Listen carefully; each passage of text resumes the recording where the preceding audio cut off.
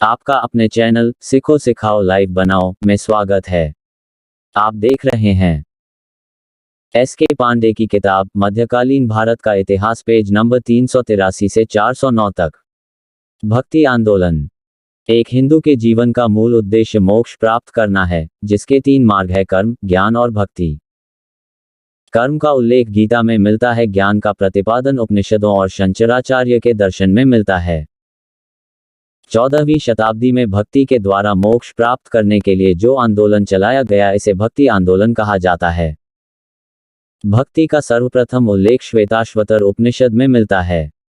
दक्षिण भारत में भक्ति आंदोलन की शुरुआत रामानुज ने की। उसे उत्तर भारत में फैलाने का श्रेय रामानंद को जाता है।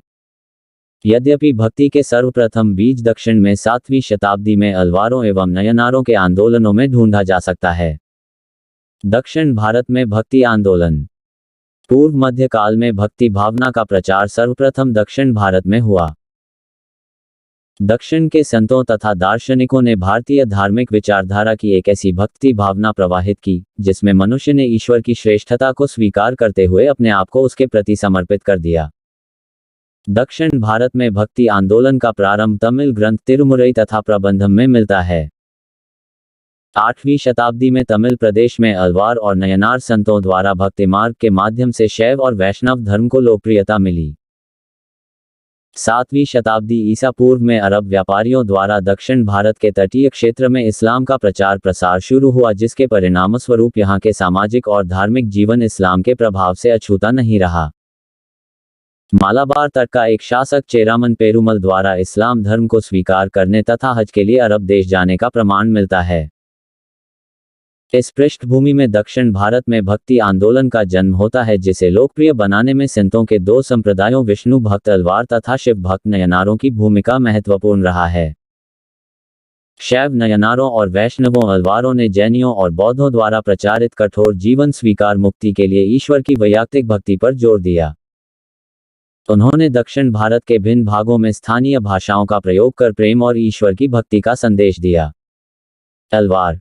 अलवार का अर्थ होता है ज्ञानी व्यक्ति। अलवार संत एक ईश्वरवादी थे। वे लोगों के हृदय पर आध्यात्मिक शासन करते थे। अलवार संतों का मानना था कि विष्णु की भक्ति एवं पूजा से ही मोक्ष की प्राप्ति हो सकती है।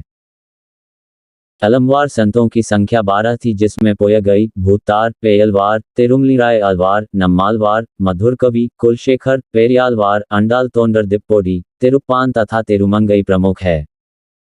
इसमें पोयगई, भूतार, पेयालवार तथा तिरुमलिराय पल्लव देश के थे। कुलशेखर चेर देश का था। नम्मालवार, मधुरकवि, पेरियालवार तथा अंडाल पांड्य देश के थे। तोंडर दिप्पोडी, तिरुप्पान तथा तिरुमंगई चोल देश से संबंधित थे। अलवारों में मात्र एक महिला संत अंडाल थी। विष्णु के प्रति अपनी अपरिमित भक्ति के कारण उसने स्वप्न में उनके साथ विवाह होते हुए देखा। पेयलवार ने विष्णु दर्शन में इंद्रिय संयम तथा आत्मानुशासन को आवश्यक बताया। प्रमुख अलवार संत। नम्मालवार वैष्णव अलवारों में नम्मालवार महानतम तथा एक उत्कृष्ट कोटि के रहस्यवादी थे।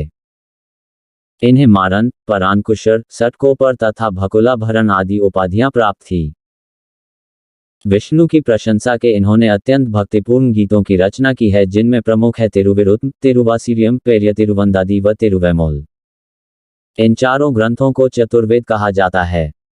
मधुरकवि नम्मालवार का शिष्य था। इसने गुरु भक्ति तथा ईश्वर भक्ति को समान बताया है। गुरु की प्रशंसा में इसने कई गीतों की रचना की है, जो आज भी वैष्णव भक्तों द्वारा गाया जाता है। इसी प्रकार पेरियालवार विष्णुचित ने भी कई गीतों की रचना की है, जिसमें तिरुपल्लांडु सर्वाधिक प्रसिद्ध है। अंडाल अलवार संतों में एकमात्र महिला संत अंडाल थी। विष्णु के प्रति अपनी अपरिमित भक्ति के कारण उसने स्वप्न में उनके साथ विवाह होते हुए देखा। इसकी भक्ति गीतों में मच्चियार तथा तिरुमोली और तिरुपावई विशेष प्रसिद्ध है। कुलशेखर पहले ट्रावनकोर मालाबार का राजा था, किंतु बाद में राजपद त्याग कर भगवत भक्त हो गया तथा अपना शेष जीवन भगवान की आराधना व सेवा में व्यतीत किया। इसके द्वारा रचित भक्ति गीतों में पेरुमाल तिरुमोली प्रमुख है। अलवार समूहों के अंतिम वर्ग में तोंडर दिप्पोडी, तिरुप्पान तथा तिरुमंगई प्रमुख थे। इनमें तिरुप्पन निम्न कुल से संबंधित था। किंतु इसकी श्रद्धा और भक्ति से प्रसन्न होकर भगवान रंगनाथ ने मंदिर के पुजारी को यह आदेश दिया कि वह उसे कंधे पर बैठाकर इसे भगवान के समक्ष उपस्थित करे। इसी प्रकार तोंडरदिप्पोडी प्रारंभ में किसी नर्तकी के विवाद में फंस गए थे, किंतु बाद में रंगनाथ की कृपा से उन्हें मुक्ति मिली। इससे प्रभावित होकर उन्होंने अपना शेष जीवन भक्ति भावना में व्यतीत किया। इन्होंने तिरुमलई तथा तिरुपल्ली एल्लुची नामक गीतों की रचना की।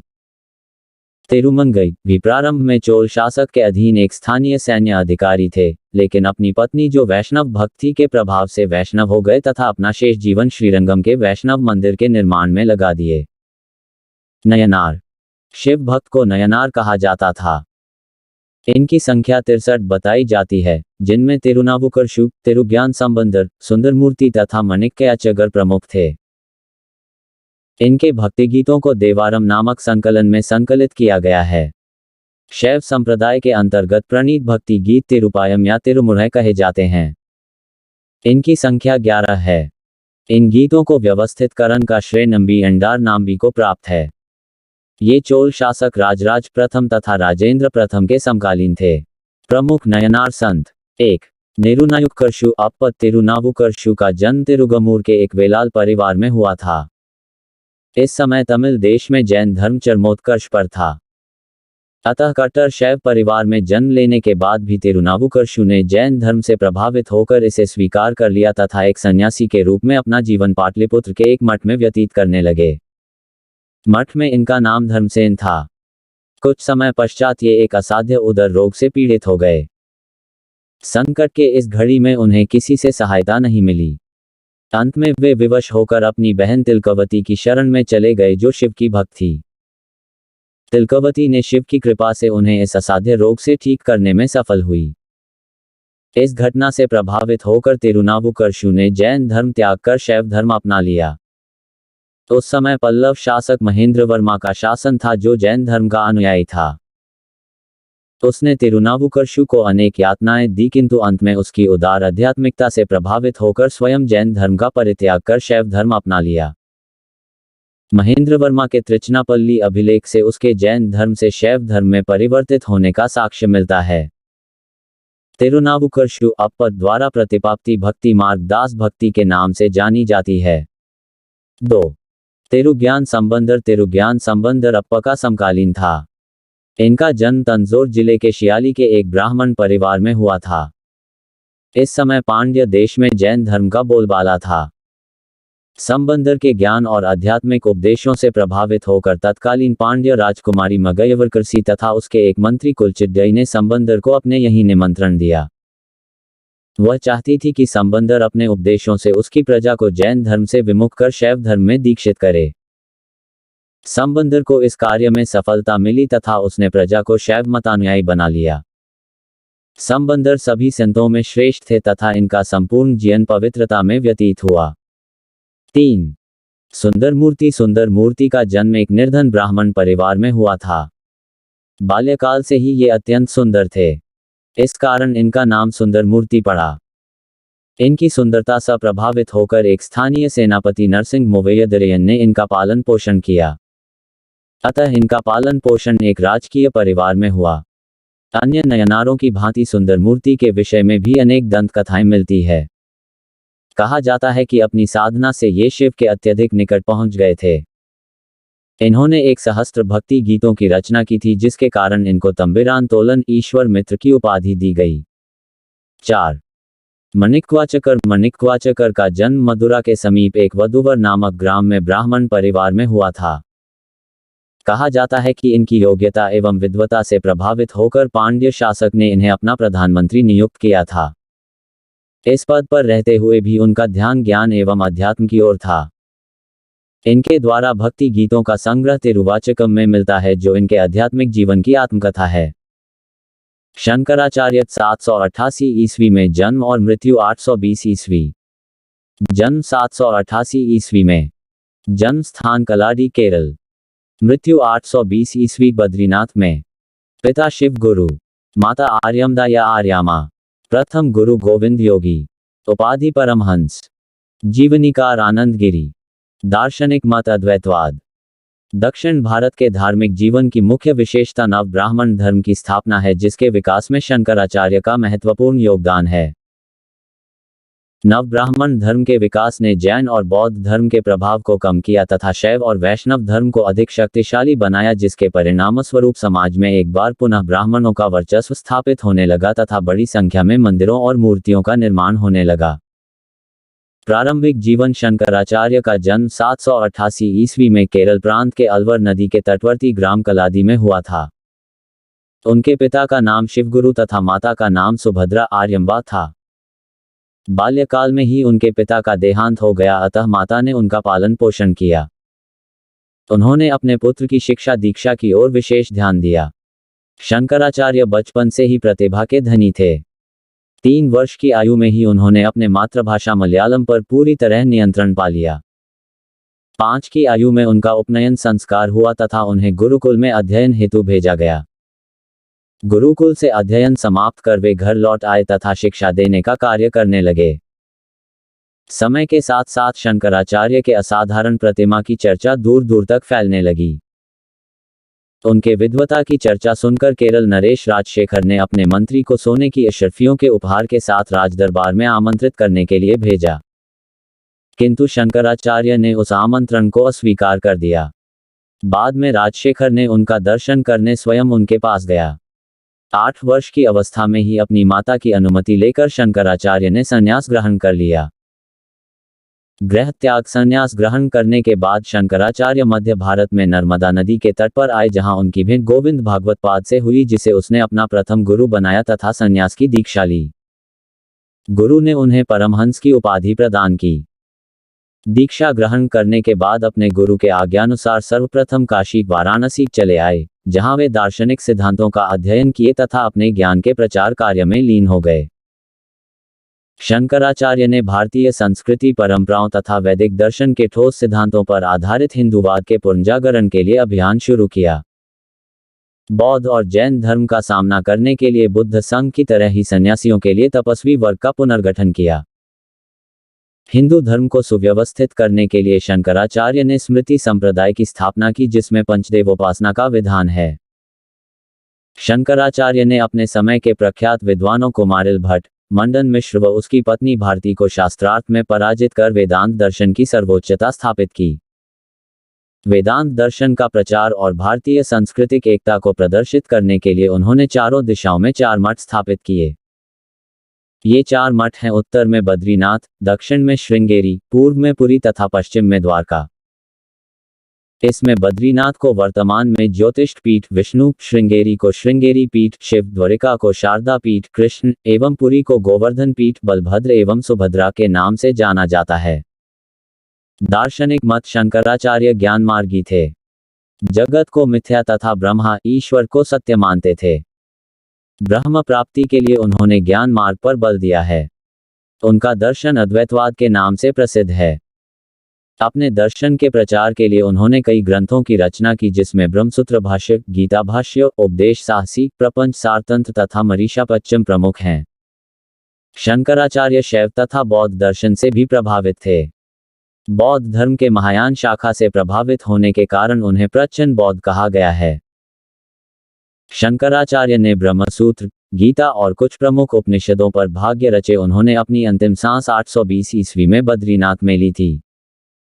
रामानुजाचार्य 1017 ईस्वी में जन्म और मृत्यु 1137 ईस्वी। जन्म 1017 ईस्वी में। जन्म स्थान तिरुपति आंध्र प्रदेश। मृत्यु 1137 ईस्वी में। पिता केशव, माता कांतिमती। गुरु यादव प्रकाश। दार्शनिक मत विशिष्टता द्वैतवाद। प्रारंभिक जीवन रामानुजाचार्य का जन्म 1017 ईस्वी 12वीं शताब्दी में तिरुपति नामक स्थान पर हुआ था। इनके पिता का नाम असुरी केशव सोमयाजी तथा माता का नाम कांतिमती देवी था। बाल्यकाल में ही इनके पिता का स्वर्गवास हो गया। रामानुज के बचपन का नाम लक्ष्मण था। वे बचपन से कुशाग्र बुद्धि के थे। इन्होंने अपनी प्रारंभिक शिक्षा कांची नामक स्थान पर प्राप्त की। प्रारंभ में कुछ समय तक गृहस्थ जीवन व्यतीत करने के बाद लक्ष्य की प्राप्ति के लिए गृह त्यागना पड़ा। वेदांत में प्रशिक्षण अपने गुरु कांचीपुरम के यादव प्रकाश से प्राप्त किया था। इसके बाद रामानुज यमुनाचार्य का स्थान पाने के लिए श्रृंगेरी चले गए। कुछ समय तक यहाँ शिक्षण कार्य किया, किंतु वहां पर चोल राजा कुलोतुंगा से मतभेद होने के कारण, क्योंकि चोल शासक शैव मतावलंबी थे, श्रृंगेरी छोड़ना पड़ा। वहां से वह होयसल यादव राजकुमार विष्णुवर्धन के राज्य में पहुंच गए। दक्षिण भारत में भक्ति आंदोलन की शुरुआत रामानुज ने की। रामानुज को दक्षिण में विष्णु का अवतार मानते हैं। दार्शनिक मत रामानुज सगुण ईश्वर में विश्वास करते थे तथा भक्ति मार्ग को मोक्ष का साधन मानते थे। इन्होंने विशिष्ट द्वैत दर्शन का प्रतिपादन किया तथा वैष्णव धर्म को एक दार्शनिक आधार प्रदान किया। रामानुज का विशिष्ट द्वैत दर्शन शंकराचार्य के अद्वैत दर्शन के विरोध में एक प्रतिक्रिया है।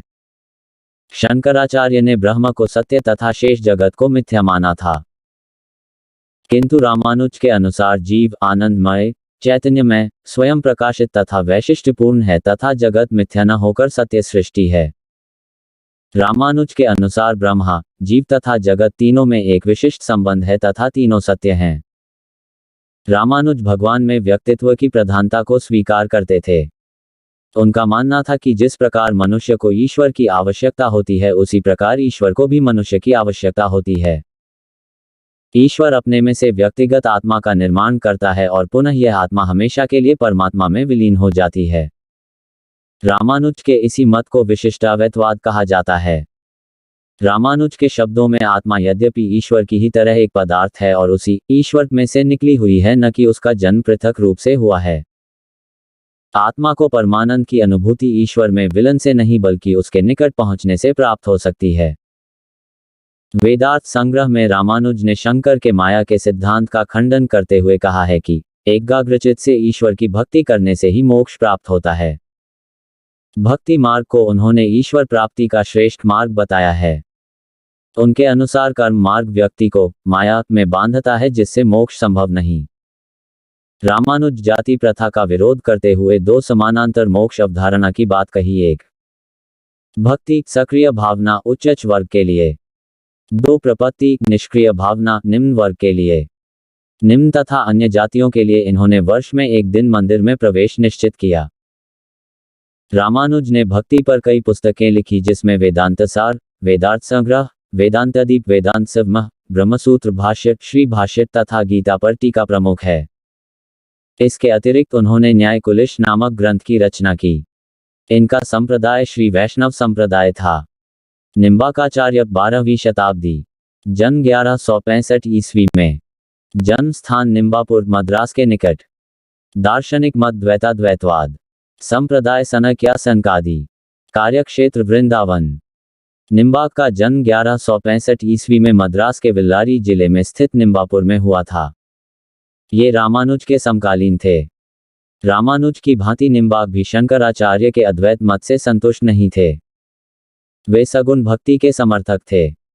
कृष्ण भक्ति को निम्बाक ने मोक्ष प्राप्ति का मार्ग बताया। निम्बाक ने परम सत्ता को कृष्ण के रूप में स्वीकार किया।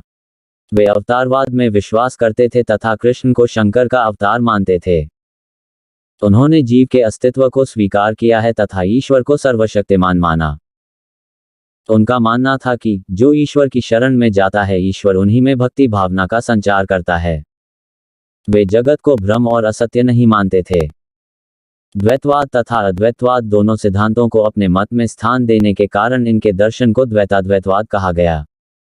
इनका संप्रदाय सनक या सनकादि संप्रदाय के नाम से विख्यात है, जिसका मूल उद्देश्य राधा कृष्ण की उपासना थी। निम्बाकाचार्य को सुदर्शन चक्र का अवतार माना जाता है। इन्होंने वेदांता परिजात सौरम तथा 10 श्लोकी सिद्धांत रत्न की रचना की।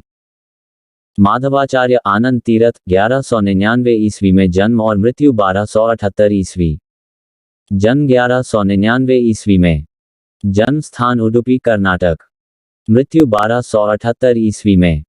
दार्शनिक मत द्वैतवाद, संप्रदाय ब्रह्म संप्रदाय, प्रमुख शिष्य जयतीर्थ। माधवाचार्य का जन्म 1199 ईस्वी में दक्षिण में उडुपी नामक स्थान पर हुआ था। इन्हें आनंद तीर्थ व पूर्ण प्रज्ञ नामों से भी जाना जाता है। इन्होंने 25 वर्ष की आयु में संन्यास ग्रहण कर लिया। माधवाचार्य ने शंकराचार्य के अद्वैतवाद तथा रामानुजाचार्य के विशिष्ट द्वैतवाद का खंडन किया तथा द्वैतवाद मत का प्रचार किया। उन्होंने वेदांत के निर्गुण ब्रह्मा के स्थान पर विष्णु की प्रतिष्ठा की। वे जीव और जगत को ब्रह्मा अथवा नारायण से पुनर्तः पृथक मानते थे। वे भक्ति पूर्वक विष्णु की उपासना पर बल देते थे। इन्होंने आत्मा और परमात्मा को पृथक पृथक माना है तथा भक्ति मार्ग को मोक्ष व ईश्वर प्राप्ति का सहज मार्ग बतलाया। उनका मत था कि मोक्ष के लिए तीनों मार्ग कर्म, ज्ञान तथा भक्ति अपने में पूर्ण न होकर एक दूसरे के पूरक है। माधवाचार्य ने चरित्र की शुद्धता, अहिंसा, सत्य, संतोष, सादगी, ज्ञान, अपरिग्रह और ईश्वर की भक्ति पर विशेष जोर दिया। वे ईश्वर की एकता में आस्था रखते हुए हरि, विष्णु, नारायण सभी को एक ही ईश्वर का रूप माना है। वे लक्ष्मी नारायण के उपासक थे। इनका संप्रदाय ब्रह्म संप्रदाय था। इन्होंने साधना के लिए गुरु की महिमा पर जोर दिया। माधवाचार्य के बारे में कहा जाता है कि अपने जीवन के अंतिम समय में जब वे उपदेश दे रहे थे, अचानक अदृश्य हो गए, इसलिए उन्हें वायु का अवतार माना गया है।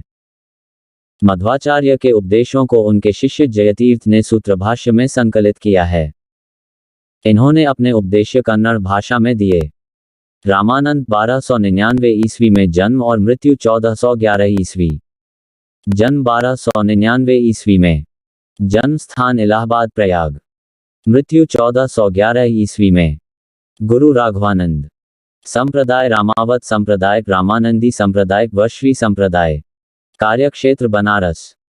रामानंद का जन्म 1299 ईस्वी में इलाहाबाद में एक कान्यकुब्ज परिवार में हुआ था। इनकी प्रारंभिक शिक्षा दीक्षा काशी में हुई थी। यहीं पर उन्होंने स्वामी राघवानंद से श्री संप्रदाय की दीक्षा ली। उन्होंने दक्षिण एवं उत्तर भारत के अनेक तीर्थ स्थानों की यात्रा की तथा भक्ति को मोक्ष का एकमात्र साधन स्वीकार किया। रामानंद के आराध्य देव राम थे। उन्होंने कृष्ण और राधा के स्थान पर राम और सीता की भक्ति का आरंभ किया। ईश्वर को प्राप्त करने के लिए उन्होंने पूर्ण भक्ति एवं अनुराग का दर्शन दिया। ब्राह्मणों की प्रभुता को अस्वीकार करते हुए उन्होंने सभी जातियों के लिए भक्ति का द्वार खोल दिया तथा भक्ति आंदोलन को एक नया आध्यात्मिक मार्ग दिखाया। जाति प्रथा का विरोध करते हुए उन्होंने सभी जाति के लोगों को अपना शिष्य बनाया। रामानंद के 12 शिष्य थे: अनंत, सुखानंद, सुरसुरानंद, नरहरियानंद, भावानंद, धन्ना, पीपा, सेना, रैदास, कबीर, पद्मावती, सुरश्री। जिसमें कुछ निम्न जाति के लोग भी थे, जिसमें धन्ना, जाट, सेना, दास, नाइक, रैदास, चर्मकार, कबीर, जुलाहा, पीपा, राजपूत। इसमें कबीर, रैदास, सेनदास तथा पीपा के उपदेश आदि ग्रंथ में संकलित है। इसके अतिरिक्त कुछ लोगों को रामानंद ने व्यक्तिगत रूप से दीक्षा नहीं दी थी, बल्कि उनकी मृत्यु बाद वे उनके विचारों से आकर्षित होकर उनके शिष्य बन गए थे, जिसमें भवानंद, सुखानंद, सुरानंद, परमानंद, महानंद और श्री आनंद प्रमुख थे। रामानंद ने स्त्रियों की दयनीय स्थिति को ऊपर उठाने का प्रयास किए। वे प्रथम भक्ति सुधारक थे, जिन्होंने ईश्वर की आराधना का द्वार महिलाओं के लिए भी खोल दिया तथा महिलाओं को अपने शिष्यों के रूप में स्वीकार किया। उनकी 2 महिला शिष्या 1 पद्मावती, 2 सुरश्री थी। दार्शनिक मत रामानंद बाह्य आडंबरों का विरोध करते हुए ईश्वर के प्रति सच्ची भक्ति तथा मानव प्रेम पर बल दिए। उन्होंने एक गीत में कहा है कि मैं ब्रह्मा की पूजा अर्चना के लिए चंदन तथा गंध द्रव्य लेकर जाने को था, किंतु गुरु ने बताया कि ब्रह्मा तो तुम्हारे हृदय में है। जहां भी मैं जाता हूं पाषाण और जल की पूजा देखता हूं, किंतु परम शक्ति है जिसने सब जगह इसे फैला रखा है। लोग व्यर्थ में ही इसे वेदों में देखने का प्रयत्न करते हैं। मेरे सच्चे गुरु ने मेरी असफलताओं और भ्रांतियों को समाप्त कर दिया। यह उनकी अनुकंपा हुई कि रामानंद अपने स्वामी ब्रह्मा में खो गया। ये गुरु की कृपा है कि जिससे कर्म के लाखों बंधन टूट जाते हैं। रामानंद प्रथम भक्ति संत थे, जिन्होंने हिंदी भाषा को अपने मत के प्रचार का माध्यम बनाकर भक्ति आंदोलन को एक जनाधार दिया। इनका मानना था, जाति पाति पूछे ना कोई, हरि को भजे सो हरि का होई। रामानंद दक्षिण भारत और उत्तर भारत के भक्ति आंदोलन के मध्य सेतु का काम किए तथा भक्ति आंदोलन को दक्षिण भारत से उत्तर भारत की ओर ले आए। रामानंद गुरु राघवानंद के शिष्य थे। 1411 ईस्वी में रामानंद की मृत्यु हो गई। रामानंद के मृत्यु के बाद उनके अनुयायी 2 वर्गों में विभक्त हो गए, 1 रूढ़िवादी, 2 सुधारवादी। रूढ़िवादी वर्ग का नेतृत्व तुलसीदास ने किया तथा सुधारवादी वर्ग का नेतृत्व कबीर दास ने किया। कबीरदास 1440 ईस्वी में जन्म और मृत्यु 1510 ईस्वी में। जन्म 1440 ईस्वी में। जन्म स्थान काशी वाराणसी। मृत्यु 1518 ईस्वी मगहर में। गुरु रामानंद। प्रमुख शिष्य दादू एवं मलूक दास। कबीर की जाति तथा जन्म के बारे में लोगों के विचार भिन्न हैं। ऐसा माना जाता है कि कबीर का जन्म 1440 ईस्वी में एक विधवा स्त्री के गर्भ से हुआ था, जिसने लोक लज्जा के कारण उन्हें लहरतारा नामक नदी के किनारे फेंक दिया था। अली और नीरू नामक दो निसंतान जुलाहे ने एक पुत्र के रूप में कबीर का पालन पोषण किया। सभी भक्ति संतों में सर्वाधिक क्रांतिकारी एवं अमूल सुधारवादी कबीर थे। कबीर रामानंद के शिष्य थे। वे एक धर्म सुधारक के अतिरिक्त समाज सुधारक भी थे। उन्होंने संन्यास मार्ग नहीं अपनाया, बल्कि परिवार के साथ रहते हुए भी धार्मिक एवं सामाजिक कुरीतियों एवं अंधविश्वासों पर कठोर आघात किया। कबीर सुल्तान सिकंदर लोदी के समकालीन थे। कबीर हिंदू मुस्लिम समन्वय का पैगंबर थे। दोनों धार्मिक समुदायों हिंदू व मुस्लिम से संतानीय संबंधों के कारण वे धार्मिक पक्षपात से बिल्कुल मुक्त थे।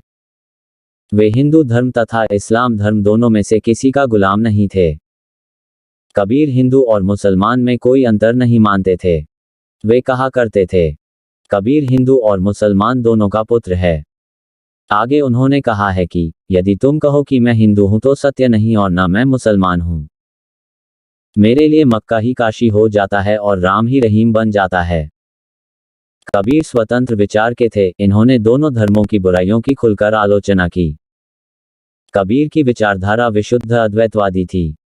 उन्होंने अपनी रचना साखी, सब तथा रमैनी द्वारा हिंदू मुसलमान दोनों को धार्मिक उपदेश दिए।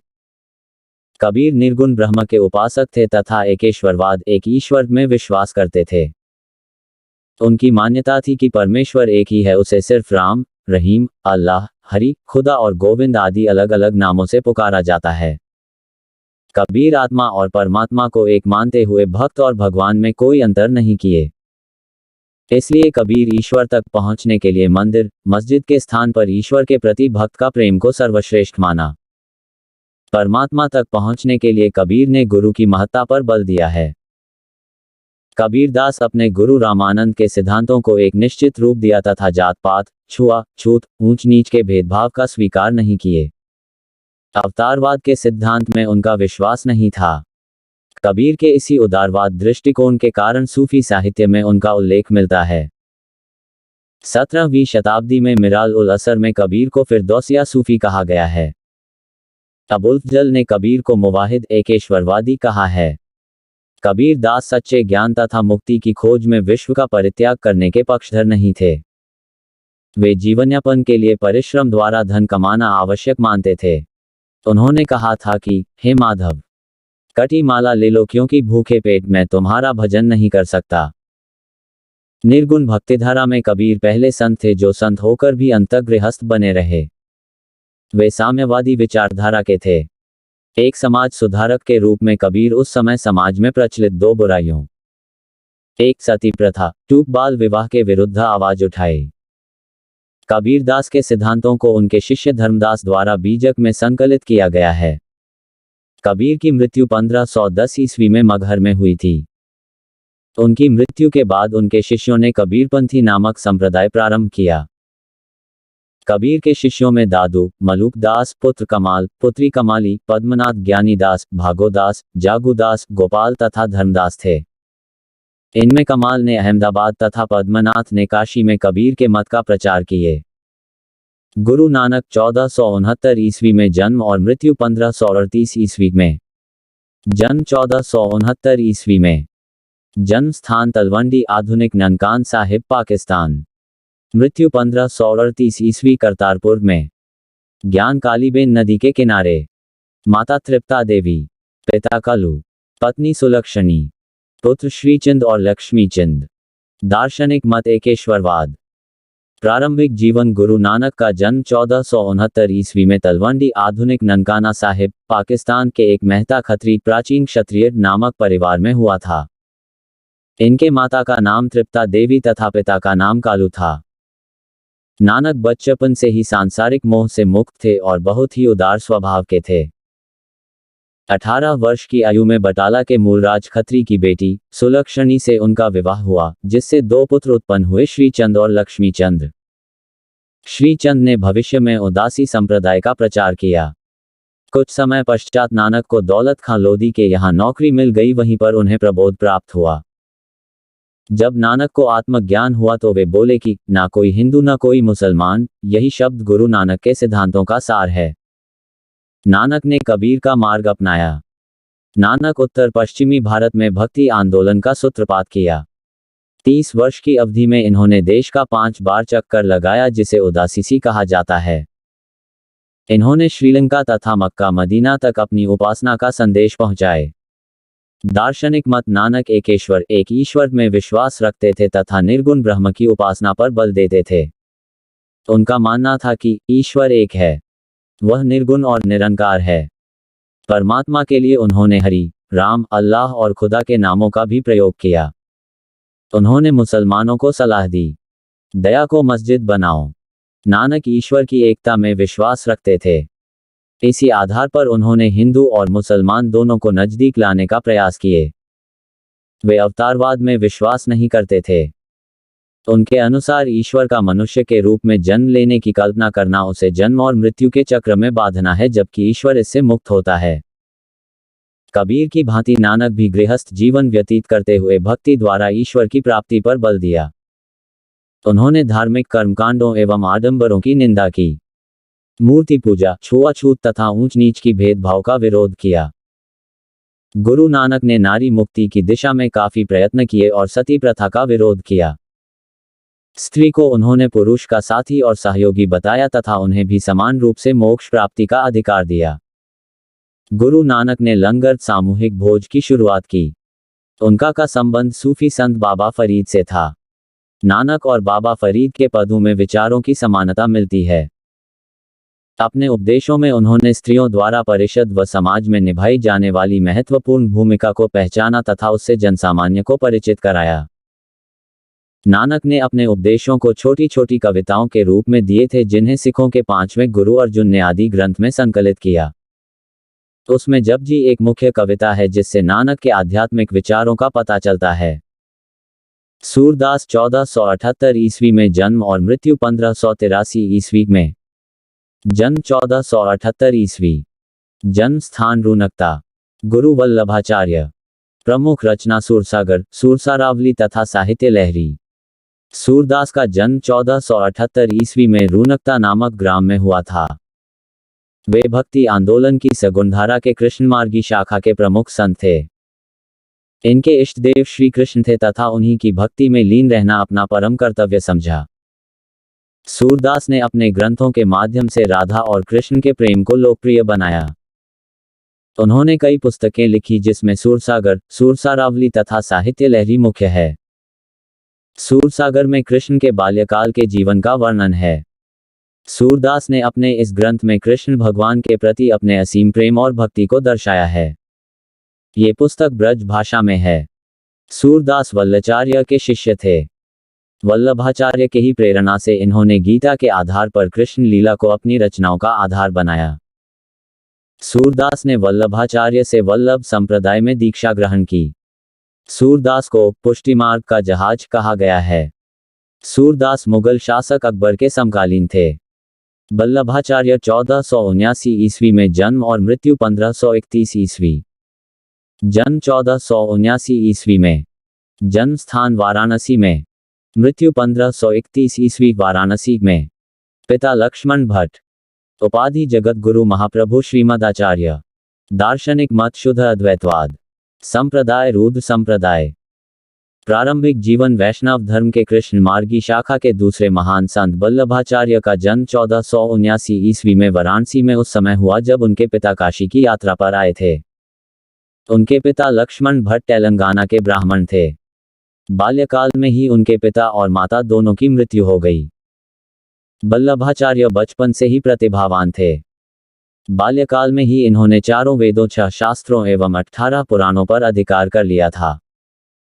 काशी, बनारस में अपनी शिक्षा पूर्ण करने के बाद वे अपने गृह राज्य विजयनगर चले गए। उस समय यहाँ का शासक कृष्णदेव राय था।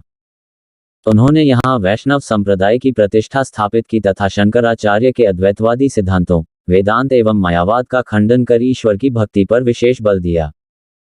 यहीं पर इन्हें जगतगुरु महाप्रभु श्रीमदाचार्य की उपाधि से विभूषित किया गया।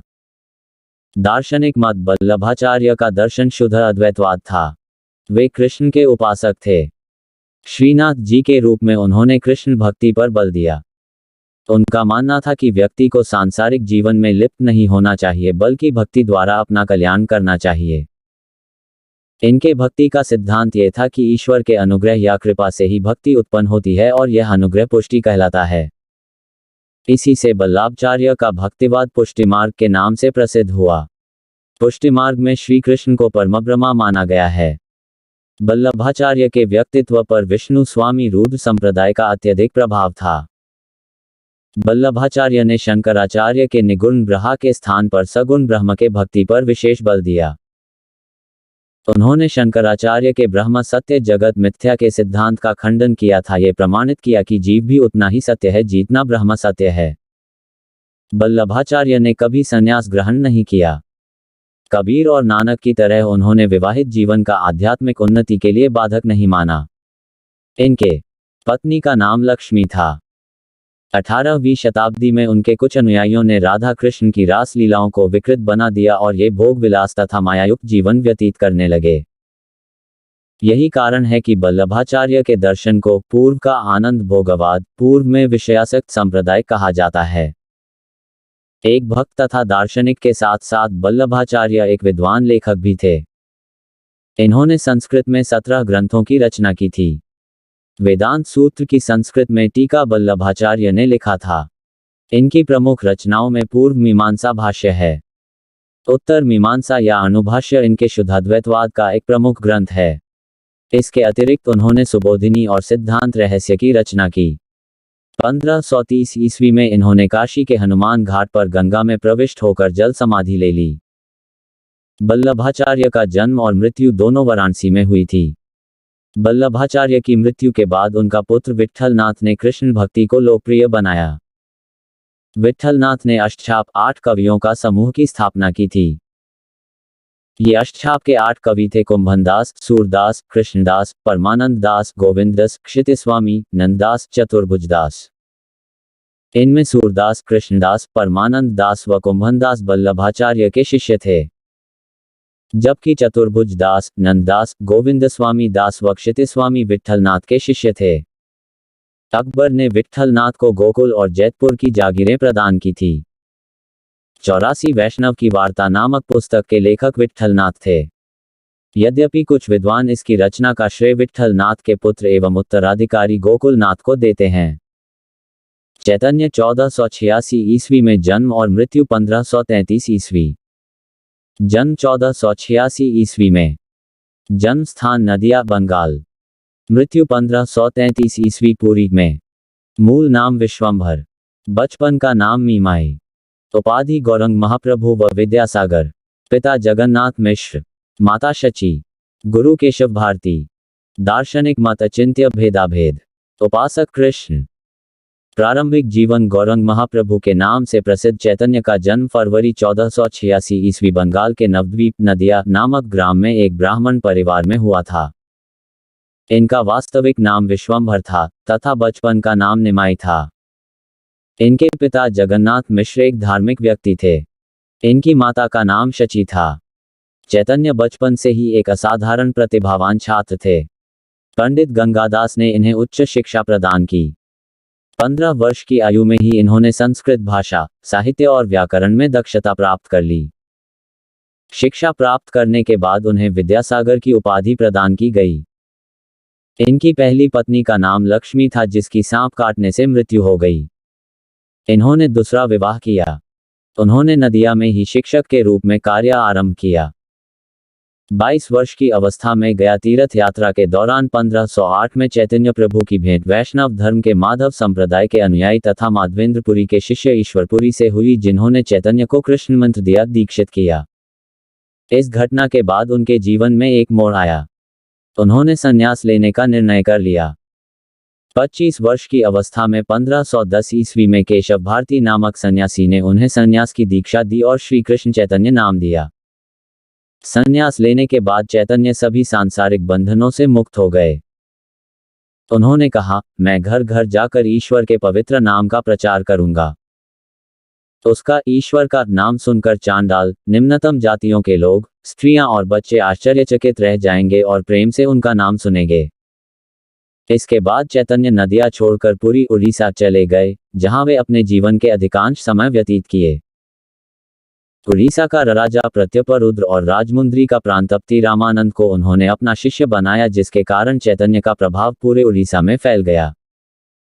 1514 ईस्वी में चैतन्य मथुरा के निकट वृंदावन की यात्रा के लिए निकले। मार्ग में उन्होंने बंगाल के शासक हुसैन शाह के 2 ब्राह्मण मंत्री सनातन और सपा को अपना शिष्य बनाए। वृंदावन को तीर्थस्थल के रूप में स्थापित करने के लिए चैतन्य ने 6 गोस्वामियों को वहां भेजे थे, जिनमें प्रमुख थे सनातन गोस्वामी, रूप गोस्वामी, रघुनाथ गोस्वामी, गोपाल भट्ट गोस्वामी, जीव गोस्वामी व रघुनाथ भट्ट गोस्वामी।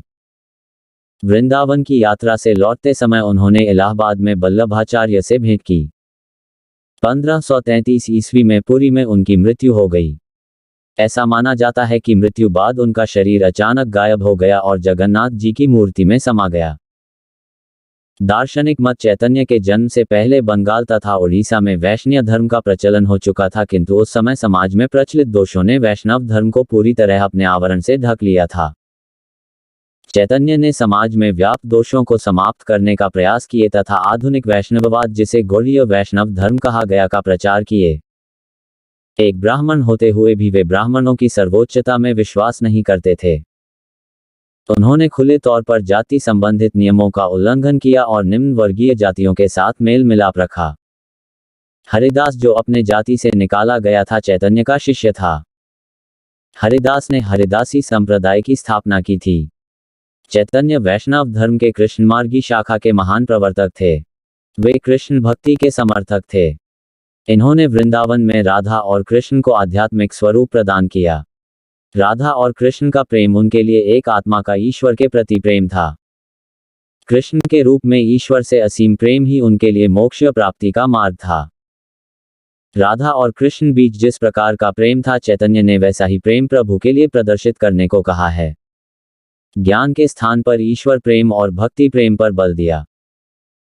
चैतन्य ने भक्ति के कीर्तन प्रणाली की शुरुआत की तथा अनुष्ठानों द्वारा पूजा एवं भक्ति के मार्ग का उपदेश दिया।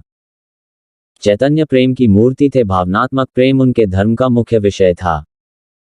उनके दिल में निर्धनों की कठिनाइयों का महसूस करने की अपार शक्ति थी। बंगाल में वे इतना विख्यात हुए कि उनके अनुयायी उन्हें भगवान विष्णु और कृष्ण का अवतार मानने लगे। चैतन्य प्रभु ने गोसाई संघ की स्थापना की। उनके दार्शनिक सिद्धांत को अचिंत्य भेदाभेद के नाम से जाना जाता है। चैतन्य पर चंडीदास और विद्यापति की राधा कृष्ण के प्रेम की कविताओं का प्रभाव था। 16वीं शताब्दी के उत्तरार्ध में कविराज कृष्णदास द्वारा लिखित ग्रंथ चैतन्य चरित में चैतन्य की जीवन चरित्र का वर्णन है। बंगाल में भक्ति आंदोलन भागवत पुराण एवं बौद्ध धर्म की एक शाखा सहजयान से प्रभावित थी। मीराबाई 1498 ईस्वी में जन्म और मृत्यु 1546 ईस्वी। जन्म 1498 ईस्वी में। जन्म स्थान कुद्वीग मेड़ता। मृत्यु 1546 ईस्वी द्वारिका में। पिता रतन सिंह राठौर। पति भोजराज राणा मान सिंह के पुत्र। गुरु रैदास। प्रारंभिक जीवन 16वीं शताब्दी के भारत की एक महान महिला मीराबाई का जन्म 1498 ईस्वी में मेड़ता जिले के कुद्वी ग्राम में हुआ था। ये मेड़ता के रतन सिंह राठौर की इकलौती पुत्री थी। इनका विवाह 1516 ईस्वी में राणा सांगा के बड़े पुत्र युवराज भोजराज से हुआ था, किंतु कुछ समय बाद यह विधवा हो गई। इसी विपत्ति में खानवा के ऐतिहासिक युद्ध 1527 ईस्वी में राणा सांगा की ओर से लड़ते हुए उनके पिता रतन सिंह युद्ध में मारे गए। कुछ समय पश्चात राणा सांगा की भी मृत्यु हो गई। सांसारिक जीवन की इस कठिन विपत्ति को झेलने में असमर्थ होकर मीराबाई संन्यास की ओर झुकी तथा भक्ति संप्रदाय को अपना लिया और अपना संपूर्ण जीवन कृष्ण की भक्ति में लीन कर दिया। कृष्ण की भक्ति में लीन होकर भक्तों और संतों के बीच नृत्य गान को उन्होंने अपना दिनचर्या बना लिया। मीराबाई की ख्याति दूर दूर तक फैल गई। दूर दूर से लोग उनके पास आने लगे, किंतु मीरा के इस कार्य से राजपरिवार के लोग खुश नहीं थे। इस मतभेद के कारण वह अपने चाचा बीरमदेव के पास, जो मेड़ता के मुखिया थे, चली गई। कई वर्षों तक वह मेड़ता में रहीं। किंतु जब मेड़ता पर जोधपुर के मालदेव ने आक्रमण कर अधिकार कर लिया, तब उन्होंने द्वारिका को प्रस्थान किया, जहां पर भक्त का जीवन व्यतीत करते हुए 1546 ईस्वी में उनकी मृत्यु हो गई। दार्शनिक मत मीराबाई कृष्ण भक्ति की एक साकार प्रतिमा थी। वह अपने इष्टदेव श्री कृष्ण की भक्ति प्रियतम अथवा पति के रूप में करती थी। उनका मानना था कि परमात्मा ज्ञान अथवा भोग से नहीं मिलता, बल्कि भक्ति प्रेम से मिलता है। मीरा के यह विचार सूफियों के समान है। इसी कारण मीरा की तुलना प्रसिद्ध सूफी महिला रबिया से किया जाता है, जिन्होंने ईश्वर को पति के रूप में माना है। मीराबाई ने अनेक भक्ति गीतों की रचना की है, जो मुख्यतः ब्रज में तथा आंशिक रूप से राजस्थानी में लिखे गए हैं। इनकी कुछ रचनाएं गुजराती भाषा में भी है। मीराबाई के भक्ति गीत भजनों को पदावली कहा जाता है, जिसमें उन्होंने कृष्ण के प्रति अपने अनंत प्रेम को व्यक्त किया है। मीराबाई हिंदी व संस्कृत की विद्वता से पूर्ण एक जन्मजात कवित्री थी। उनके उपासनापूर्ण गीतों में 16वीं शताब्दी की भारत की संस्कृति की छवि झलकती है। इन गीतों ने उन्हें गीत शैली की कविता की देवी का सम्मान दिया। मीराबाई ने गीत गोविंद पर टीका लिखी। तुलसीदास 1532 ईस्वी में जन्म और मृत्यु 1623 ईस्वी। जन्म 1532 ईस्वी में। जन्म स्थान राजापुर, बांदा जिला, उत्तर प्रदेश। पिता आत्मा राम दुबे, माता हुलसी, पत्नी रत्नावली। समकालीन मुगल शासक अकबर। तुलसीदास मुगल शासक अकबर 1542 ईस्वी से 1605 ईस्वी के समकालीन थे, किंतु आईने अकबरी में इनका उल्लेख नहीं है। इनका जन्म 1523 ईस्वी में U0 के बांदा जिले के राजापुर नामक ग्राम में हुआ था। इनके पिता का नाम आत्माराम दुबे तथा माता का नाम हुलसी था। कहा जाता है कि तुलसीदास अपनी पत्नी रत्नावली से बहुत प्रेम करते थे, किंतु पत्नी के व्यंग्य कटाक्ष के कारण इन्होंने एक धार्मिक सन्यासी का जीवन अपना लिया। दार्शनिक मत तुलसीदास ने ईश्वर के सगुण रूप को स्वीकार करते हुए राम को ईश्वर का अवतार मानकर उनकी भक्ति पर विशेष बल दिया। तुलसीदास जी का मानना था कि परमात्मा एक है और उसका नाम राम है। उसने लोगों के उपकार के लिए जन्म लिया। तुलसीदास को शैव और वैष्णव धर्मों के बीच एक स्थापित करने का श्रेय दिया जाता है। तुलसीदास ने अकबर के समय में 1575 ईस्वी में रामचरितमानस की रचना की, जिसमें सर्वोच्च कोटि की धार्मिक भक्ति का विवरण है। इसकी भाषा अवधी है। इसके अतिरिक्त तुलसीदास द्वारा रचित अन्य ग्रंथों में रामलला नहछु, वैराग्य संदीपनी, बरवै रामायण, पार्वती मंगल, जानकी मंगल, रामाज्ञा प्रश्न, दोहावली, कवितावली, गीतावली, श्री कृष्ण गीतावली, विनय पत्रिका आदि। नरहरिदास तुलसीदास के गुरु थे। रैदास रविदास। जन्म स्थान काशी। उपाधि संतों का संत। गुरु रामानंद। रैदास बनारस में रहते थे। रामानंद के 12 शिष्यों में एक रैदास भी थे। रैदास कबीर के समकालीन थे। कबीर ने इन्हें संतों का संत कहा है। उनका जीवन बहुत ही सरल था।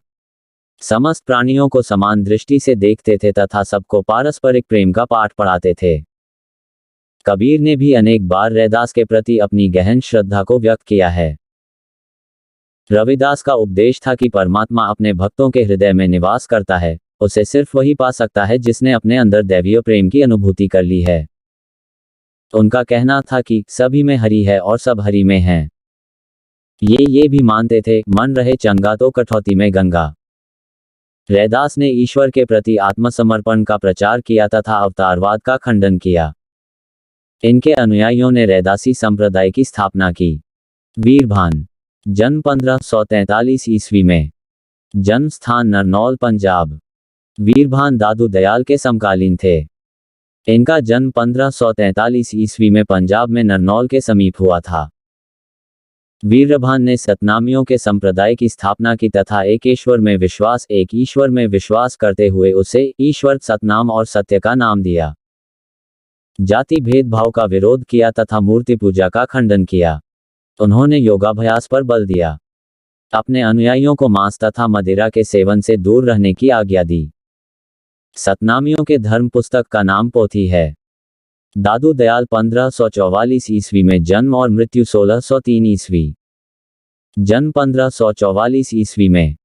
जन्म स्थान अहमदाबाद गुजरात। मृत्यु नारायण गांव राजस्थान। मूल नाम महाबली। गुरु कमाल कबीर के पुत्र। स्थापित संप्रदाय ब्रह्म संप्रदाय या परब्रह्म संप्रदाय। प्रमुख शिष्य गरीबदास, माघोदास, भगवान दास, फरीद, मोहम्मद काजी। रज्जब। कबीर तथा नानक के साथ निर्गुण भक्ति परंपरा में दादू दयाल का महत्वपूर्ण स्थान है। दादू का जन्म 1544 ईस्वी में अहमदाबाद में हुआ था। इनका मूल नाम महाबली था। पत्नी की मृत्यु के बाद सांसारिक वस्तुओं को त्याग कर कमाल कबीर के पुत्र के शिष्य बन गए। उनकी मृत्यु 1603 ईस्वी में राजस्थान के बराना नारायण गांव में हुई थी। दादू कबीर पंथी थे। कबीर की भांति दादू भी निर्गुण भक्ति के अपना मार्ग बनाया। कबीर और नानक के अतिरिक्त निर्गुण भक्ति परंपरा को आगे बढ़ाने में दादू दयाल का भी महत्वपूर्ण स्थान है। कबीर के सिद्धांतों से प्रभावित होकर दादू ने अपने दोहों और कविताओं के माध्यम से अल्लाह, राम और गोविंद को अपना गुरु माना। इन्होंने ईश्वर की एकता, गुरु की महिमा तथा हिंदू मुस्लिम एकता पर बल दिया। दादू के जीवन का स्वप्न था सभी धर्मों को प्रेम और बंधुत्व के सूत्र में बांधना। उन्होंने अपने इस आदर्श को चरितार्थ करने के लिए ब्रह्म संप्रदाय या परब्रह्म संप्रदाय की स्थापना की। दादू दयाल ने भक्ति आंदोलन को राजस्थान में फैलाया। दार्शनिक मत दादू दयाल ने सद्दर्शन के मूल्यों को अस्वीकार किया तथा नियम के मार्ग का अनुमोदन किया। दादू निर्गुण ब्रह्म के उपासक थे। कबीर और नानक के समान वे भी बाहरी आडंबरों को त्याग कर भक्ति की आंतरिक साधना पर जोर दिए। वे धर्म ग्रंथों की सत्ता में नहीं बल्कि आत्मज्ञान के महत्व में विश्वास करते थे। दादू ने ईश्वर की भक्ति को समाज सेवा और मानवता की मुख्य धारा से जोड़ दिया। उनका विचार था कि ईश्वर की प्राप्ति सिर्फ प्रेम और भक्ति से नहीं बल्कि मानव के प्रति सच्ची सेवा से हो सकती है। उन्होंने ईश्वर के सम्मुख संसार के सभी स्त्री पुरुष को भाई बहनों की भांति माना। दादू के इस विचार से प्रभावित होकर हिंदू मुस्लिम समान रूप से उनके अनुयायी बने। अकबर के दरबार के प्रमुख सामंत राजा भगवान दास दादू का शिष्य था। भगवान दास ने बादशाह अकबर से दादू का परिचय करवाया था। अन्य शिष्यों में गरीबदास और माधोदास विशेष से उल्लेखनीय है। दादू द्वारा चलाया गया संप्रदाय दादूपंथी कहलाया। दादू की शिक्षा थी, विनयशील बनो तथा हमसे मुक्त रहो। दादू के अनुरोध पर इनके शिष्यों ने विभिन्न संप्रदायों की अनेक भक्ति रचनाओं को संकलित किया।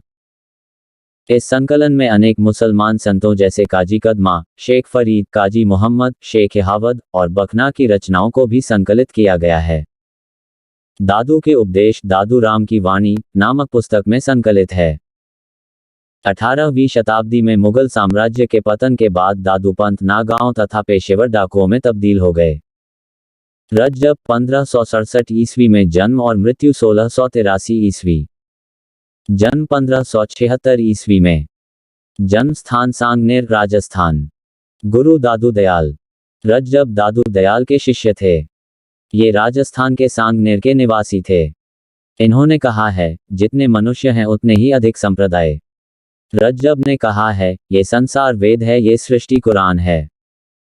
मलूकदास 1574 ईस्वी में जन्म और मृत्यु 1682 ईस्वी। जन्म 1574 ईस्वी में। जन्म स्थान कारा इलाहाबाद। मलूकदास का 1574 ईस्वी में जन्म इलाहाबाद के कारा नामक स्थान पर हुआ था। वह कबीर के अनुयायियों में एक थे। कबीर की भांति मलूकदास भी धार्मिक भक्ति होते हुए भी गृहस्थ जीवन व्यतीत किए। तीर्थयात्राओं तथा मूर्ति पूजा की कड़ी आलोचना की। उनका मत था कि सच्चा धर्म विश्वास पर आधारित होता है। मलूकदास ने इस बात पर सबसे अधिक बल दिया कि हिंदू और मुसलमान एक है और उनमें कोई अंतर नहीं है। हिंदुओं की माला और मुसलमानों की तस्वीर एक है। मलूकदास के विचार में राम और रहीम एक ही ईश्वर के दो नाम है। इनके संप्रदाय के मठ पूरे उत्तर भारत में तथा बिहार से काबुल तक पाए जाते हैं। उनका कहना था, अजगर करे न चाकरी, पक्षी करे न काज, दास मलुका कही गए, सबके दाता राम। सुंदरदास 1597 ईस्वी में जन्म और मृत्यु 1689 ईस्वी। जन्म 1597 ईस्वी में। जन्म स्थान राजस्थान। गुरु दादू दयाल। सुंदरदास दादू दयाल के शिष्य थे। इनका जन्म 1597 ईस्वी में राजस्थान में एक बनिया के घर में हुआ था। ये कवि और संत दोनों थे। इनके विचार सुंदर विलास नामक पुस्तक में मिलते हैं। शंकर देव 1449 ईस्वी में जन्म और मृत्यु 1568 ईस्वी। जन्म 1449 ईस्वी में। स्थापित संप्रदाय एक शरण संप्रदाय महापुरुषीय संप्रदाय। उपाधि असम का चैतन्य। शंकर देव असम के सबसे बड़े धार्मिक सुधारक थे। इन्होंने असम में भक्ति आंदोलन का प्रचार किया। शंकर देव ने विष्णु अथवा कृष्ण की भक्ति पर बल दिया। यह एक ईश्वर में विश्वास रखते थे। उन्होंने एक शरण संप्रदाय महापुरुषीय संप्रदाय की स्थापना किया। शंकर देव ने निष्काम भक्ति पर बल दिया। वे भगवत पुराण की पवित्रता में विश्वास रखते थे। इस संप्रदाय में भगवत पुराण की एक प्रति मूर्तियों के स्थान पर रखा जाता था। शंकर देव मूर्ति पूजा तथा जाति प्रथा के विरोधी थे। यह अकेले कृष्ण मार्गी संत थे जो मूर्ति के रूप में कृष्ण की पूजा के विरोधी थे। एक महान वैष्णव संत होने के कारण शंकर को असम का चैतन्य कहा गया है। उनका धर्म महापुरुषीय धर्म के नाम से जाना जाता है। शंकर देव ने सर्वोच्च देवता की महिला सहयोगियों लक्ष्मी, राधा, सीता आदि को मान्यता नहीं प्रदान किए। शंकर देव ने संस्कृति में एक पुस्तक भक्ति रत्नाकर की रचना की जिसका असमिया भाषा में अनुवाद रामचरण ठाकुर ने किया है। शंकर देव के बाद उनके शिष्य माधवदेव ने असम में कृष्ण भक्ति को आगे बढ़ाया। नरसिंह मेहता 15वीं शताब्दी। नरसिंह मेहता गुजरात के प्रसिद्ध संत थे। इनकी उपासना पद्धति भजन कीर्तन था। इन्होंने गुजराती भाषा में अपने गीतों की रचना की है जिसमें राधा और कृष्ण के प्रेम चित्रण है। इनके गीत सूरत संग्राम में संकलित किए गए हैं। महात्मा गांधी के प्रिय भजन वैष्णव जन तो तेनी कहिए के रचयिता नरसिंह मेहता ही थे। लालगिरी या लालबेग 17वीं शताब्दी। लालगिरी ने अलखनामी अलखगिर संप्रदाय की स्थापना की। इनके कुछ अनुयायी बीकानेर में थे जो मूर्ति पूजा नहीं करते थे लेकिन अदृश्य का चिंतन करते थे। परलोक के बारे में चिंतन न हो, इस प्रकार इसमें तुम्हें परमानंद की प्राप्ति होगी। स्वर्ग और नरक तुम्हारे भीतर हैं। ये अलग कहो, उस ईश्वर का नाम लो जो अगोचर है। शब्दों के साथ एक दूसरे का स्वागत करते थे। अलखनामी संप्रदाय में उच्च जातियों को श्रेष्ठता को स्वीकार नहीं किया गया है। इस संप्रदाय के साधु अपने विनीत और संयमी व्यवहार के कारण प्रसिद्ध है। दरिया साहेब 17वीं शताब्दी। जन्म 17वीं शताब्दी। जन्म स्थान उज्जैन। इनका जन्म उज्जैन में एक क्षत्रिय परिवार में हुआ था। इनके अनुयायी खड़े मुद्रा में मुसलमानों की तरह प्रार्थना करते थे जिसे कार्निस कहा जाता है। इनके धार्मिक जीवन पर कबीर के उपदेशों का गहरा प्रभाव था। धार्मिक कर्मकांडों तीर्थयात्रा व्रत आदि में विश्वास नहीं करते थे। इस संप्रदाय में जाति पात मूर्ति पूजा मांस मदिरा तथा हिंसा आदि का निषेध किया गया है। दरिया साहेब 2। जन्म 1676 ईस्वी में। जन्म स्थान मारवाड़ राजस्थान। दरिया साहेब नामक एक अन्य संत भी थे जिनका जन्म 1676 ईस्वी में मारवाड़ के एक मुस्लिम परिवार में हुआ था। कबीर और दादू के विचारों से अधिक समानता के कारण कुछ लोग इन्हें दादू के अवतार मानते थे। ये राम और परमात्मा के नाम से ईश्वर की उपासना करते थे। इनकी एक कविता ब्रह्म परिचय में योग के रहस्यों का उल्लेख मिलता है। शिवनारायण 18वीं शताब्दी का आरंभ। जन्म 1710 ईस्वी में। जन्म स्थान बलिया उत्तर प्रदेश। इनका जन्म 1710 ईस्वी के लगभग उत्तर प्रदेश के बलिया जिला में एक क्षत्रिय परिवार में हुआ था। ये निर्गुण ब्रह्म के उपासक थे। इनके संप्रदाय में मांस मदिरा का निषेध था। इस संप्रदाय का द्वार सभी धर्मों तथा जातियों के लोगों के लिए खुला था। सभी धर्मों को एकता के सूत्र में बांधना ही शिवनारायण का स्वप्न था। शिवनारायण परोक्ष रूप से दारा शिकोह के विचारों से प्रभावित थे। इनके दर्शन में हिंदू और मुसलमान दोनों के धार्मिक परंपराओं के तत्व मिलते हैं। कहा जाता है कि उत्तरकालीन मुगल बादशाह मोहम्मद शाह 1719 ईस्वी से 1748 ईस्वी में ने इनका मत अपना लिया था।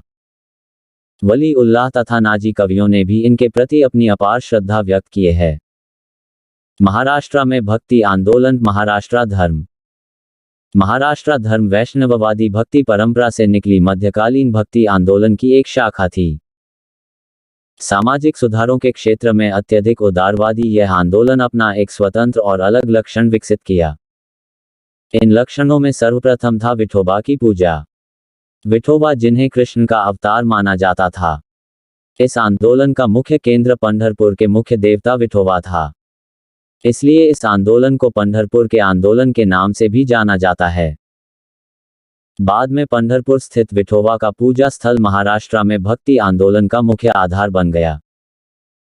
पंढरपुर का आंदोलन कृष्ण भक्ति आंदोलन था तथा मंदिर और मूर्ति से गहरे रूप में जुड़ा था, पर इसकी प्रकृति मुख्य रूप से मूर्ति पूजा पर आधारित नहीं थी। कुछ संतों ने निराकार भक्ति परंपराओं को एकीकृत करने का प्रयास किया तथा उनका मानना था कि ईश्वर की मूर्ति केवल ईश्वर का प्रतिनिधित्व करती है, न कि मूर्ति स्वयं में विषय वस्तु है।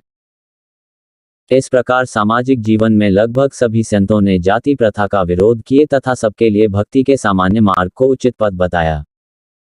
कुछ संतों ने मुस्लिम समुदाय के लोगों को भी अपना अनुयायी बनाया। महाराष्ट्र में भक्ति आंदोलन मुख्य रूप से दो संप्रदायों धारकरी संप्रदाय व वारकरी संप्रदाय में विभक्त था। इसमें धारकरी संप्रदाय में राम की पूजा की जाती थी। इस संप्रदाय के प्रमुख संत एकनाथ और रामदास थे, जबकि वारकरी संप्रदाय में विष्णु के रूप में विट्ठल या विठोबा की उपासना की जाती थी। वारकरी संप्रदाय के संस्थापक तुकाराम माने जाते हैं। इस संप्रदाय का केंद्र पंढरपुर था। एक वारकरी संप्रदाय ये पंढरपुर के विट्ठल भगवान के भक्तों का रहस्यवादी संप्रदाय था। इस संप्रदाय के अनुयायी राजकीय संरक्षण स्वीकार नहीं करते थे। दो धरकरी संप्रदाय ये राम के भक्तों का था। इस संप्रदाय के अनुयायी स्वयं को रामदास अभिहित करते हैं। धरकरी संप्रदाय के अनुयायी सांसारिक कार्य करते हुए भी ईश्वर को समर्पित रहते थे और राजकीय संरक्षण भी स्वीकार करते थे। विठोबा पंथ के तीन महान गुरु 1 ज्ञानेश्वर या ज्ञानदेव, ई नामदेव, ई तुकाराम। रामदास को छोड़कर शेष सभी संतों के जीवन की घटनाओं तथा जन्मतिथियों का केवल अनुमान लगाया जा सकता है। ऐतिहासिक तथ्यों के अनुसार निवृत्तिनाथ तथा ज्ञानेश्वर को महाराष्ट्र में रहस्यवादी संप्रदाय का संस्थापक माना जाना है। महाराष्ट्र के भक्ति संत ज्ञानेश्वर या ज्ञानदेव 1271 ईस्वी से 1296 ईस्वी तक, जन्म 1271 ईस्वी में, जन्म स्थान आलिंदी ग्राम महाराष्ट्र, संप्रदाय वारकरी, प्रमुख रचना भावार्थ दीपिका गीता पर टीका। संत ज्ञानेश्वर का जन्म 1271 ईस्वी में महाराष्ट्र के आलिंदी ग्राम में हुआ था। ये महाराष्ट्र के भक्ति आंदोलन प्रवर्तक थे। इन्होंने महाराष्ट्र में भागवत धर्म की आधारशिला रखी तथा वारकरी पंथ को बढ़ावा दिया। ज्ञानेश्वर वारकरी संप्रदाय में विष्णु का 11वां अवतार माना जाता है। वारकरी पंथ के अनुयायी विठोबा की पूजा भगवान के रूप में करते थे। इस पंथ की सदस्यता के लिए जाति के आधार का कोई बंधन नहीं था। अतिशूद्र, कुम्हार, माली, माहार, जाति बहिष्कृत अलूते बलूतेदारों को भी इसमें शामिल किया गया। रसंत चौका, गोरा, कुम्हार, नरहरि सुनार, बनका महार आदि हरिजन संत थे। ज्ञानेश्वर उन ब्राह्मणों के कठोर विरोधी थे जो नीची जातियों को धर्म ग्रंथों तक पहुंचने की अनुमति नहीं देते थे। ज्ञानेश्वर ने मराठी भाषा में गीता पर ज्ञानेश्वरी भावार्थ दीपिका नामक टीका लिखी। ये पुस्तक महाराष्ट्र के भक्तिवाद का स्रोत है। यह एक रहस्यवादी रचना है। इसमें एक लंबे भजन के रूप में धार्मिक उपदेश है। इनकी अन्य रचनाएं 1 अमृतानुभव तथा ई चंगदेव प्रशस्ति है। नामदेव 1270 ईस्वी में जन्म और मृत्यु 1350 ईस्वी, जन्म 1270 ईस्वी में, जन्म स्थान पंढरपुर, संप्रदाय वारकरी संप्रदाय, गुरु संत ज्ञानेश्वर। महाराष्ट्र में भक्ति आंदोलन को लोकप्रिय बनाने में नामदेव की भूमिका सर्वप्रथम है। इनका जन्म 1270 ईस्वी में पंढरपुर में हुआ था। ये जाति से दर्जी थे। इनके माता का नाम गौनाबाई था। आरंभ में ये डाकू थे। इनका संबंध वारकरी संप्रदाय से था। संत ज्ञानेश्वर इनके गुरु थे। विठोबा खेचड़ अथवा खेचरनाथ नामक एक नाथ पंथी कन्फ्टे ने इन्हें रहस्यवादी जीवन की दीक्षा दी तथा ईश्वर के सर्वव्यापी स्वरूप से परिचय कराया। दार्शनिक मत नामदेव ने ब्राह्मणों की प्रभुसत्ता को चुनौती दी तथा जाति प्रथा का विरोध करते हुए सभी जाति के लोगों को अपना शिष्य स्वीकार किया। अपने अनुयायियों व शिष्यों के मध्य उन्होंने ईश्वर के प्रति बिना शर्त प्रेम और समर्पण का उपदेश दिया। भक्ति आंदोलन के संतों में नामदेव इस्लाम से अत्यधिक प्रभावित थे। ईश्वर के प्रति सच्ची भक्ति तथा पूर्ण निष्ठा ही उनके विचारों का सार है। इन्होंने हरि के नाम पर ईश्वर की आराधना का समर्थन किया। वे मूर्ति पूजा, व्रत, उपवास, तीर्थ यात्रा एवं कठोर शारीरिक साधना के मार्ग के विरुद्ध थे। इनके कुछ गीतात्मक पद गुरु ग्रंथ साहिब में संकलित हैं। इन्होंने अनेक भक्तिपरक मराठी गीतों की रचना की जो अभंगों के रूप में प्रसिद्ध है। नामदेव ने दूर दूर तक यात्रा की तथा दिल्ली में सूफी संतों के वाद विवाद में भी भाग लिया। नामदेव ने कहा था, एक पत्थर की पूजा होती है तो दूसरे को पैरों तले रौंदा जाता है। यदि एक भगवान है तो दूसरा भी भगवान है। एकनाथ 1533 ईस्वी में जन्म और मृत्यु 99 ईस्वी। जन्म 1533 ईस्वी में। जन्म स्थान पैथन औरंगाबाद। प्रमुख रचना भक्त पुराण के 11वें भाग पर टीका। एकनाथ का जन्म पैथन औरंगाबाद में 1533 ईस्वी में हुआ था। इन्होंने जाति और धर्म में कोई भेद नहीं किया तथा पूर्ण रूप से गृहस्थी और भक्तिमय जीवन व्यतीत किया। इन्होंने नैतिकता पर अधिक बल दिया है। इनकी सहृदयता की कोई सीमा नहीं थी। इन्होंने प्रभु की पूजा के लिए काफी दूर से लाए गए गोदावरी के पवित्र जल को उस गधे के गले में उड़ेल दिया जो प्यास से मर रहा था। इन्होंने कीर्तन या सामूहिक भजन गायन को लोकप्रिय बनाया। एकनाथ ने ज्ञानेश्वरी का नया संस्करण छपवाया। इन्होंने रामायण पर एक टीका लिखी तथा राम की कहानी लोगों को प्रस्तुत की। एकनाथ ने भक्त पुराण के 11वें भाग पर टीका लिखी। नैतिकता पर आधारित मराठी भाषा में इनके भजन आज भी मौजूद हैं। तुकाराम 1598 ईस्वी में जन्म और मृत्यु 1650 ईस्वी। जन्म 1598 ईस्वी में। जन्म स्थान देही पुनी। समकालीन शासक शिवाजी। स्थापित संप्रदाय वारकरी संप्रदाय। महाराष्ट्र धर्म के उदय में तुकाराम का स्थान महत्वपूर्ण है। उन्हें वारकरी संप्रदाय का संस्थापक माना जाता है।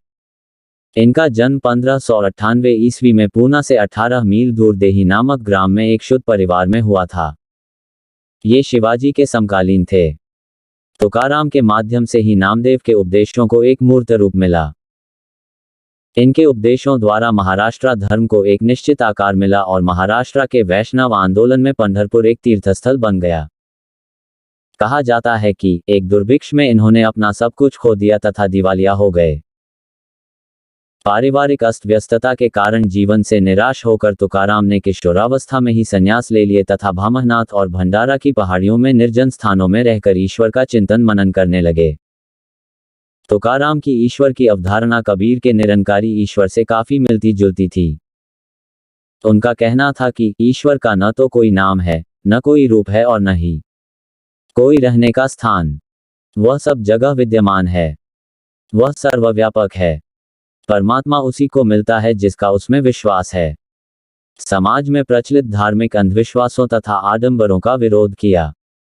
जात पात, ऊंच नीच की भेदभावना को ठुकराते हुए महाराष्ट्र में एक सजातीय समाज के निर्माण में अपना बहुमूल्य योगदान दिया। हिंदू तथा मुस्लिम को एकता के सूत्र में बांधने का प्रयास किए। शिवाजी 1627 ईस्वी से 1680 ईस्वी में तुकाराम के प्रति बहुत श्रद्धा रखते थे। शिवाजी द्वारा दिए गए उपहारों की भेंट को इन्होंने स्वीकार नहीं किया। इनके उपदेश अभंगों में मौजूद हैं। रामदास संप्रदाय धारकरी। प्रमुख रचना दशबोध। महाराष्ट्र धर्म के अन्य संतों में रामदास प्रमुख थे। इन्होंने परामर्थ संप्रदाय की स्थापना की। ये शिवाजी के समकालीन थे। शिवाजी पर इनका प्रभाव था। रामदास का उपदेश था कि अच्छे राजा का ये कर्तव्य है कि वह निर्धनों की रक्षा करे, असहायों की सहायता करे और प्रजा के कल्याण पर ध्यान दे। धर्म का प्रसार करे। राज के कार्य में हमेशा ध्यान दे और काम में तत्पर रहे। इन्होंने महाराष्ट्र के क्षेत्र में भगवान राम की पूजा को लोकप्रिय बनाने में महत्वपूर्ण योगदान दिया। इन्होंने कृष्णा नदी के किनारे राम का एक मंदिर बनवाया। दशबोध रामदास की प्रमुख रचना है। इन्हें धारकरी संप्रदाय का प्रमुख संत माना जाता है। बहिनाबाई। गुरु तुकाराम। बहिनाबाई महाराष्ट्र की एक संतनी थी जो तुकाराम को अपना गुरु मानती थी। इन्होंने तुकाराम जैसी कविताएं लिखी है। चंडीदास। चंडीदास बंगाल के भक्ति आंदोलन के कवि थे। उनकी कविताओं से पता चलता है कि उनके ऊपर गीत गोविंद, जयदेव तथा बौद्धों के सहजियों के सिद्धांत का प्रभाव था। इनका मत था कि मोक्ष का एकमात्र मार्ग प्रभु के साथ प्यार है। इनके कृष्ण कीर्तन में कृष्ण और राधा के प्रेम का वर्णन है। महानुभाव पंथ। संस्थापक गोविंद प्रभु। महाराष्ट्र में भक्ति आंदोलन के समय में ही एक अन्य धार्मिक पंथ महानुभाव पंथ की स्थापना हुई जिसके संस्थापक गोविंद प्रभु थे। जाति प्रथा तथा आश्रम व्यवस्था के विरोध और वेदों के प्रति अविश्वास के कारण इस पंथ को लोकप्रियता नहीं मिली। इस पंथ के अनुयायियों को सरकार द्वारा लगाए गए कठोर प्रतिबंधों का भी सामना करना पड़ा। इसके बाद भी वे अपने धार्मिक गतिविधियों का अनुसरण करते रहे। यही कारण है कि उनके धार्मिक ग्रंथों की रचना प्रतीक लिपि में हुई है। इस पंथ के प्रथम प्रचारक चक्रधर थे तथा नागदेव ने इस पंथ को व्यवस्थित आधार पर संगठित किया। इस पंथ के अन्य अनुयायियों में भास्कर, केशवराज सूरी, दामोदर, पंडित विश्वनाथ तथा नारायण पंडित प्रमुख हैं। महिला अनुयायियों में महादंबा क्रांतिशील रहस्यवादी तथा उच्च कोटि की कवयित्री थी। इस पंथ के लोग भागवत संप्रदाय के अनुयायी थे। वे गीता, भागवत और सूत्रपद चक्रधर की सूक्तियों का संग्रह को मानक तथा अपना धार्मिक ग्रंथ मानते थे। श्री कृष्ण और दत्तात्रेय उनके प्रमुख देवता थे।